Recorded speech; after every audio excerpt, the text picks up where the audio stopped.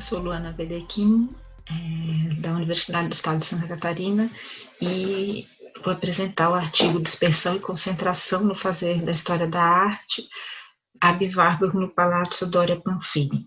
Esse trabalho é parte do resultado de uma pesquisa que venho realizando desde 2017 em busca das fontes iconográficas do Ab Warburg em solo italiano. Num levantamento feito em obras dele publicadas em português, identifiquei 292 imagens e desde então eu fiz 4 viagens e visitei 40 destinos, dentre eles monumentos, museus, palácios, igrejas, e com uma investigação de cunho epistemológico, pautada na premissa do contato direto com os monumentos, e o intuito da pesquisa é compreender o processo de seleção das imagens que o Ab Warburg fazia e aproximar-me do seu modo de ver e de trabalhar.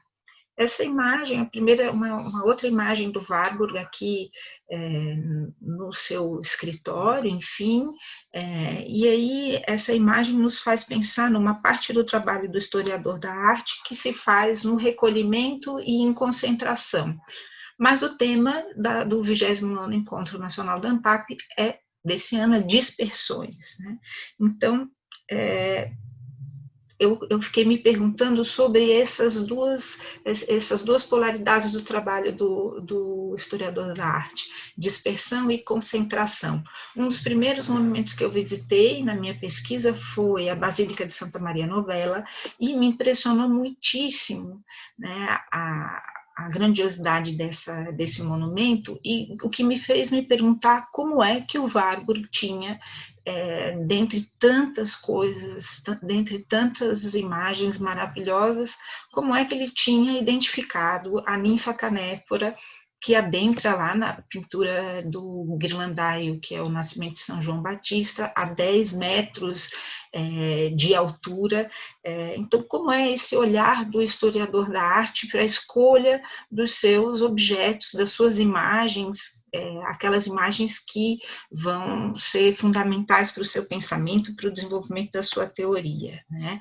Então, aqui, por exemplo, né, até inseri um esquema dessa parede direita da Capela Tornabuoni, anotada pelo Warburg, né? Então, eu me perguntei, né, como nesse monumento, que era um gigantesco campo para dispersão, o Warburg conseguiu focalizar e ver a ninfa, que vai ser um conceito importante para ele, que vai fazê-lo descobrir várias coisas que são importantes para nós na história da arte de cunho warburgiano até hoje, né? Então, um dos fatores que me fez pensar sobre como que o Warburg não se dispersou nesse conjunto incrível de imagens é uma premissa metodológica que está sintetizada num mote que ele vai formular de forma, né, aforisticamente, que é a imagem, a palavra, ou seja, a precedência da imagem sobre a palavra.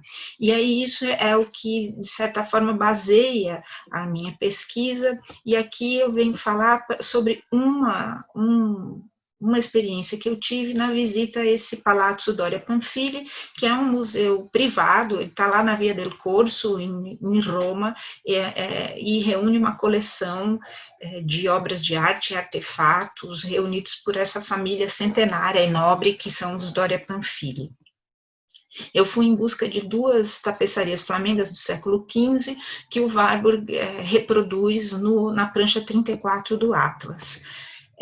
A própria Gertrude Bing e o Warburg mencionam uma visita ao palácio no Diário Romano, lá em 1928, e a Gertrude Bing fala: uma desordem interessante na Galeria Doria Pamphili, muitos quadros com títulos sonoros, mas incorretos, belas pinturas barrocas de Guercino, Annibale Carracci e Caravaggio, o Inocêncio X de Velázquez, vermelho sobre vermelho, inclusive no rosto.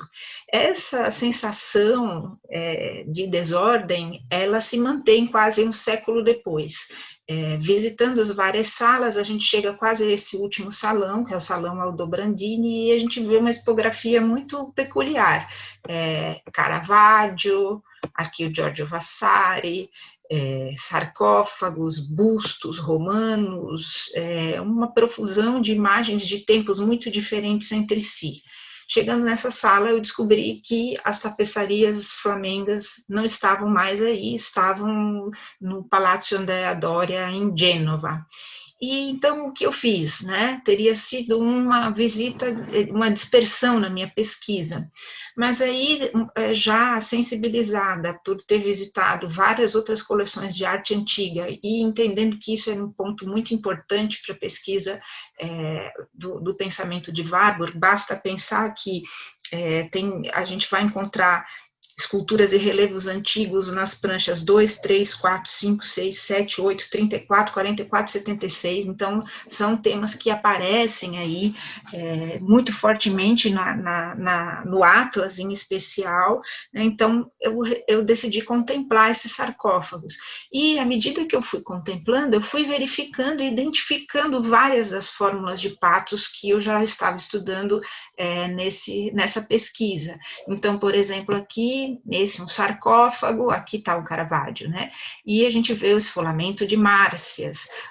Na narrativa do Márcias, depois ele se transforma no rio, então a gente tem o motivo do deus fluvial, que é um motivo que está ligado ao tema da melancolia, que é um tema que perpassa todo o Atlas, né? Os sarcófagos antigos, eles foram fundamentais para os artistas do Renascimento, né? Uma pesquisadora italiana vai dizer, dos sarcófagos emergiram os fantasmas do antigo, e aí a gente vai vendo essa profusão de fórmulas de patos, por exemplo, a melancolia que aparece, né, com esse gesto, seja de cobrir o rosto, seja de segurar a cabeça com a mão, aqui uma urna funerária romana, onde a gente vê essas figuras encapuzadas repetindo esse mesmo gesto da melancolia.